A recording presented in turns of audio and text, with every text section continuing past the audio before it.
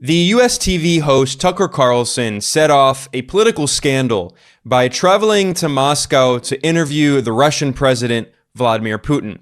And this has led to a big debate in the US media, which, as usual, when we're talking about partisan US politics, completely misses the forest for the trees. Now, there are a lot of liberal war hawks in the Democratic Party who portrayed Tucker Carlson as a traitor for interviewing Vladimir Putin. And this is part of this liberal obsession with Russia in the US, which completely fails to understand what's happening politically. What's actually happening is that Tucker Carlson and his right-wing allies in the Republican Party, including Donald Trump, and Tucker is very close to Donald Trump, what they have been trying to do for years is to try to drive a wedge in between Russia and China, and they have been trying to push for war on China. Russia is not America's main enemy, obviously. No sane person thinks it is. Our main enemy, of course, is China. And the United States ought to be in a relationship with Russia aligned against China. So the idea that Tucker Carlson is anti-war is ridiculous. Tucker Carlson constantly publishes war propaganda against China. The biggest threat to this country is not Vladimir Putin. That's ludicrous. The biggest threat, obviously, is China.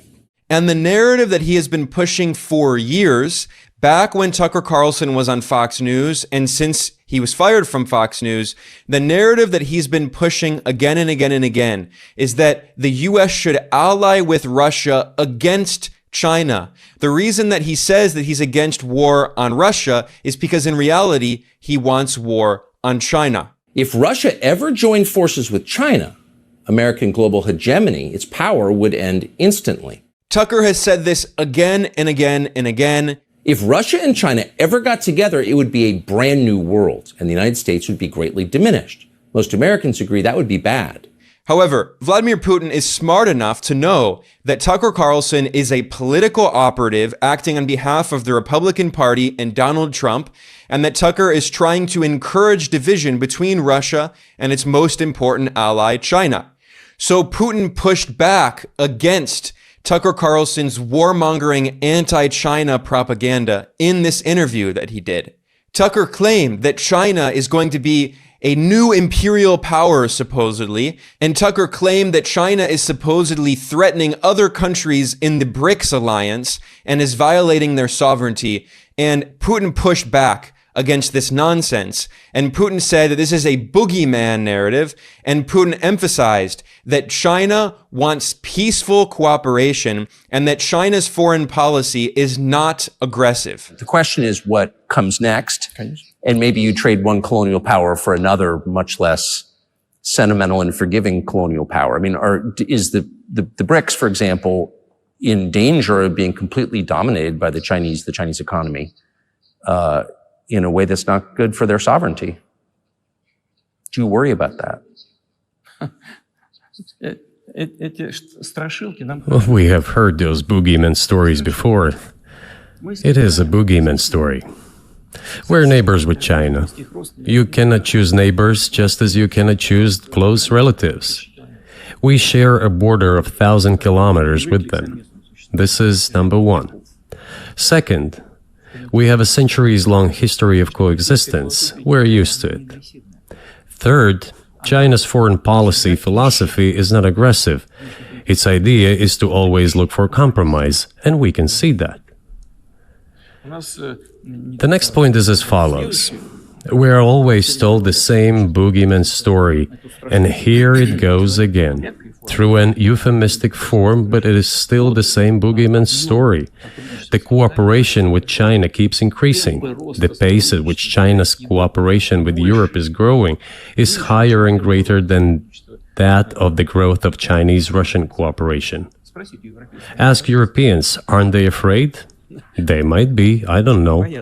But they are still trying to access China's market at all costs, especially now that they are facing economic problems.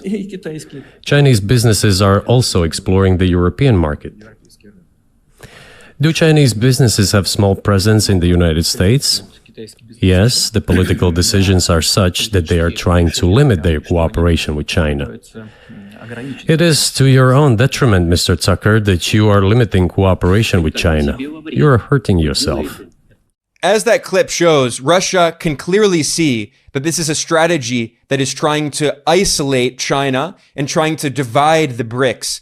Putin is too smart to fall for this, but we can clearly see this is the US strategy. Now, the irony is that the Western hysteria over Russiagate, this nonsense liberal conspiracy theory, actually prevented the far-right Trumpist elements, and also in Europe, people like Marine Le Pen, it prevented them from realizing this strategy of allying with Russia against China.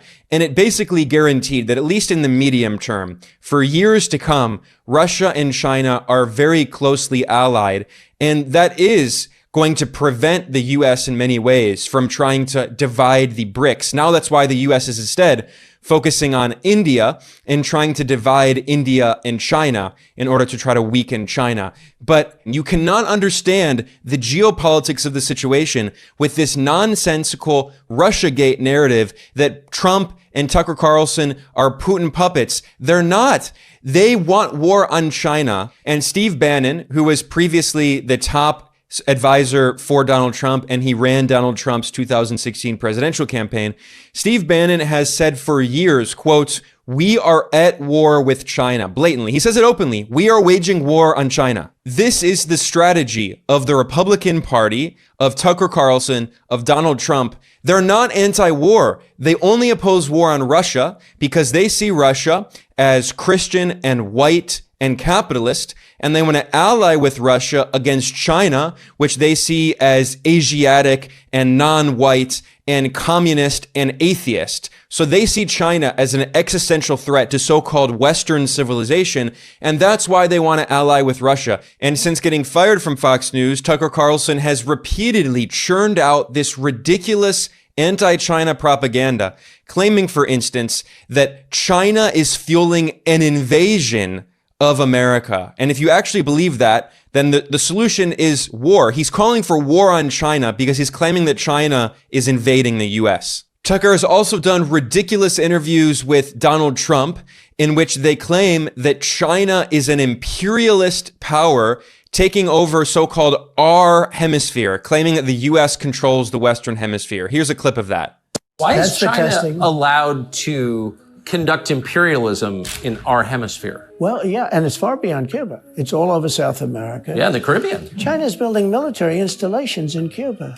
The Cuban population of Miami is not too happy because they're never going to be able to go back. And installations means military installations. Okay, you know, there's just some communication. They did that on the islands with Japan.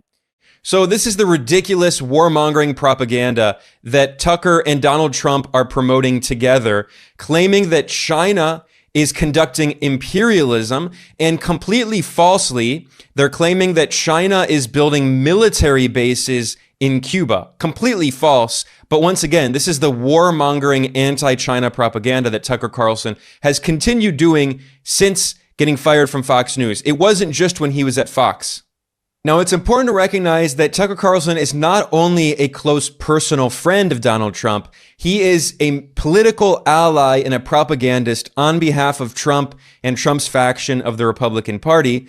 Tucker Carlson is a spokesman for this faction of the U.S. ruling class, the imperialists who are trying to get control over the government again. And Donald Trump has repeatedly said that he has considered Tucker Carlson to be vice president of the US government, of the US empire.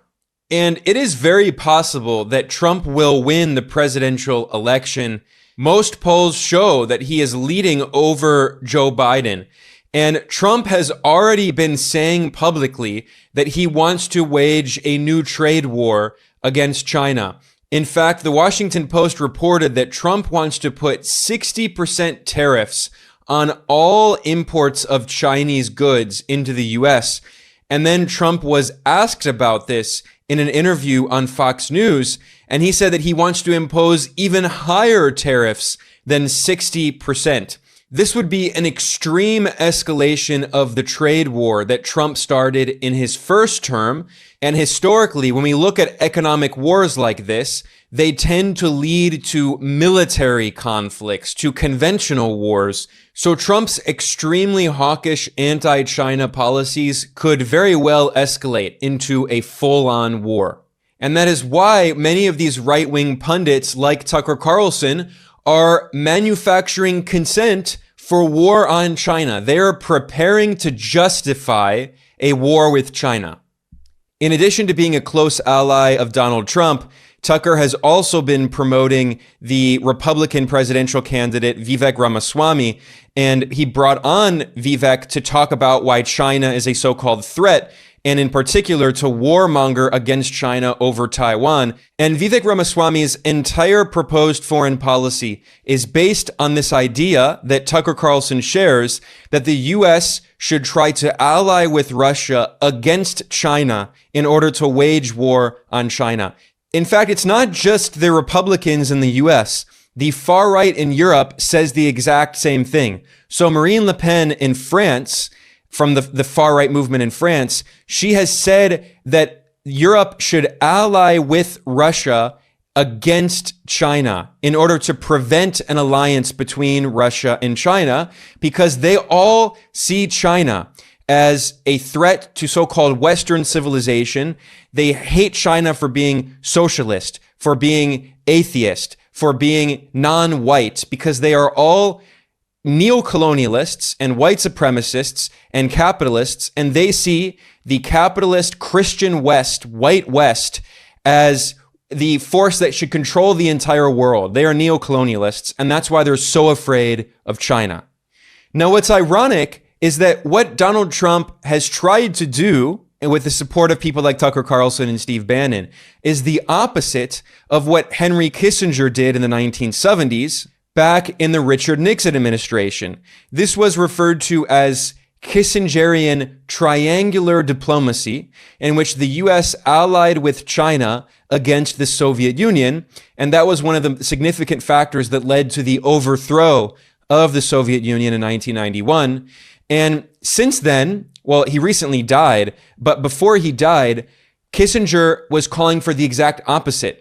Kissinger was, in fact, telling people like Donald Trump they should try to improve relations with Russia in order to isolate China. This is a report from the Daily Beast back in 2018, and it noted, quote, Henry Kissinger suggested to President Donald Trump that the United States should work with Russia to contain a rising China. So once again, this is the actual reason that Trump and Tucker Carlson and these, Republican elements that are loyal to Trump, who now basically control the Republican Party, this faction of the U.S. ruling class, they're not Putin puppets or all this nonsense that liberals said in Russiagate. It's because they want to ally with Russia against China for war on China. Tucker Carlson said it openly on his show on Fox News. Russia is not America's main enemy, obviously. No sane person thinks it is. Our main enemy, of course, is China. And the United States ought to be in a relationship with Russia aligned against China to the extent that we can. China is the country that's currently, right now, murdering tens of thousands of Americans every year with fentanyl. It's depopulating parts of the country. It's pushing our life expectancy down. That's how profound a threat this is. Now, Tucker Carlson in recent years has tried to rebrand himself as a so-called populist, but in reality, Tucker Carlson worked for many years in the mainstream corporate media in the US. He started at CNN before later going to Fox News, and Tucker Carlson comes from a very powerful background, a very powerful, wealthy family, and his father, Dick Carlson, was the director of Voice of America, which is a U.S. government propaganda outlet which is very closely linked to the CIA and other U.S. spy agencies. And in fact, Tucker Carlson himself, when he was in college, he applied to join the CIA because he supported the U.S. empire so strongly and loved the CIA. In fact, in the 1980s, Tucker Carlson went to Nicaragua to support the CIA's far-right death squads, the Contras, against the revolutionary Sandinista government because he loved Ronald Reagan, he was an extreme anti-communist, and he was a blatant Cold Warrior. He supported the CIA and supported the Contras in Nicaragua. Now, obviously, Russian intelligence is very good, and Putin himself was a former Soviet intelligence officer, so he knew that Tucker Carlson applied to join the CIA. And in fact, in this interview with Tucker Carlson, Vladimir Putin made fun of Tucker for joining, or at least applying to join the CIA. Now, allegedly, Tucker Carlson was supposedly denied. We don't know if that's true because there are a lot of people in the US media who are also involved with the CIA. And again, Tucker Carlson's father was the director of Voice of America, which is very close to the CIA. But the point is that here's this clip in which Vladimir Putin made fun of Tucker Carlson for applying to join the coup-plotting CIA. And Putin was talking about how the CIA has constantly tried to destabilize him and tried to overthrow the Russian government. With the backing of whom? With the backing of CIA, of course. The organization you wanted to join back in the day, as I understand. We should thank God they didn't let you in. Although it is a serious organization. I understand. My former vis-a-vis in the sense that I served in the first main directorate, Soviet Union's intelligence service. They have always been our opponents. A job is a job. Now, it's very important to understand how Tucker Carlson in recent years has tried to rebrand himself. And in fact, Tucker Carlson started his career as a neoconservative warmonger. Tucker strongly supported the George W. Bush administration and its invasion of Iraq, its illegal criminal invasion in 2003. And back in 2006, Tucker Carlson demonized Iraqis as, quote, semi-illiterate primitive monkeys. He's an extreme racist, and he used this extreme racism to justify U.S. colonial wars. In 2006, Tucker Carlson said that Iraqis are, quote, semi-illiterate primitive monkeys. He said that Iraqis, quote, don't behave like human beings. He said that he has, quote, zero sympathy for Iraqis. And he said that the U.S. should invade Iraq because it is a supposedly backward culture where, quote, people don't use toilet paper or forks. It's completely false, of course. He said that Iraqis should just, this is an exact quote from Tucker Carlson, Iraqis should, quote, just shut the F up and obey the U.S. because, quote, they can't govern themselves. And he also said that Afghanistan would never be a, quote, civilized country because the people are not civilized. So he's a colonialist. Tucker Carlson has always been a warmongering imperialist. But the reason that he opposes the proxy war against Russia in Ukraine is not because he's against war. It's because he wants war on China instead of war on Russia. It's blatantly obvious that Tucker Carlson is an imperialist when you see him talk about Latin America and also Africa. Every time he talks about Latin America, he says that China is trying to take over our hemisphere. And back when he was at Fox News, he went to Brazil to produce a documentary that was propaganda for the far-right leader, Jair Bolsonaro, who was very pro-US and very anti-China. Basically, Tucker was meddling in Brazil's election, like what the US absurdly accuses Russia of. It's what Tucker Carlson was doing in Brazil to try to prevent the leftist Lula da Silva from coming back to power. And in that propaganda that Tucker did for Bolsonaro, he invoked the 200-year-old colonial Monroe Doctrine and said that China is violating the US Monroe Doctrine and trying to take over Latin America. Here's that clip. In 1823, President James Monroe announced a policy that has been the center of American foreign policy for the last 200 years.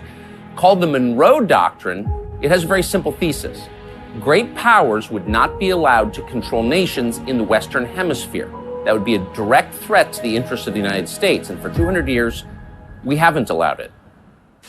Under the Biden administration, the Monroe Doctrine is no longer enforced. Constrained by its ideological concerns, consumed with petty political grievances, and above all, Distracted by a faraway war in Eastern Europe, the Biden administration has abdicated its responsibility, and into the void left by the United States moves a new superpower. We've come to Brazil to see for ourselves the rise of China and how the government of China is replacing the United States as the dominant power in our hemisphere. That is war propaganda. Tucker Carlson is trying to start a war on China. Or actually, I mean, Tucker's ally, Steve Bannon, has already said, quote, we're at war with China. So in reality, Tucker is creating war propaganda to justify escalation of the war that the U.S. is already waging against China. It is very important to educate yourself about operatives like Tucker Carlson because he's not just an operative for the Republican Party. He's not just a conservative right-wing talk show host. He is a warmonger.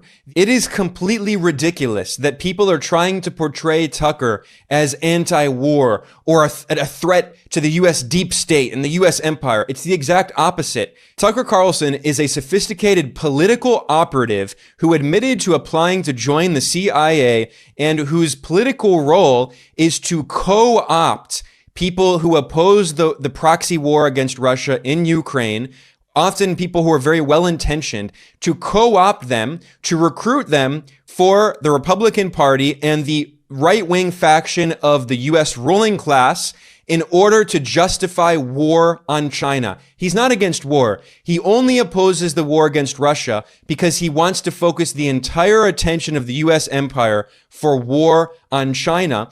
And he is misleading a lot of well-intentioned people who don't want war on Russia and brainwashing them to want war on China.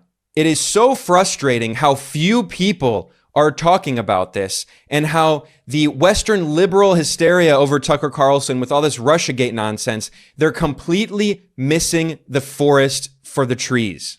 Now, of course, in Washington, there's bipartisan opposition to China, but the liberals are trying to focus on Russia now and focus on China later, whereas the conservatives led by Trump and Tucker Carlson, they want to stop focusing on Russia in order to have war on China now in the short term, but they're all warmongers and they're all imperialists. Their fight is not about whether the U.S. should be an empire. Instead, their debate is about what is best for the U.S. empire. And the right wing, like Tucker and Trump, they want to strengthen the U.S. empire by trying to destabilize and overthrow the Communist Party of China, weakening China in order to defend U.S. unipolar hegemony over the planet. That's their goal, is continued U.S. hegemonic domination of the world.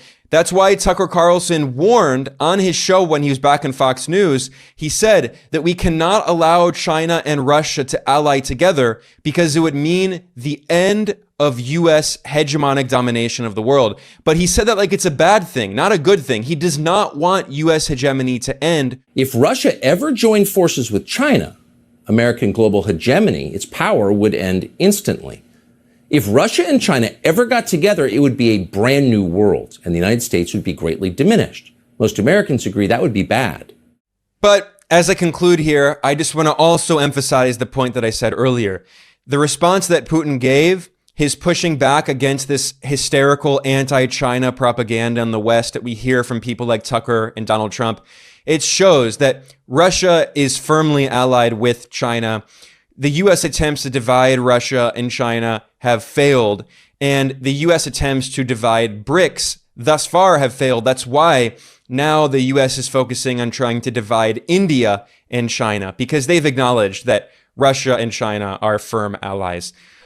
With that, I'm going to conclude here. I want to thank everyone for joining me today. I'm Ben Nортън. This is Geopolitical Economy Report.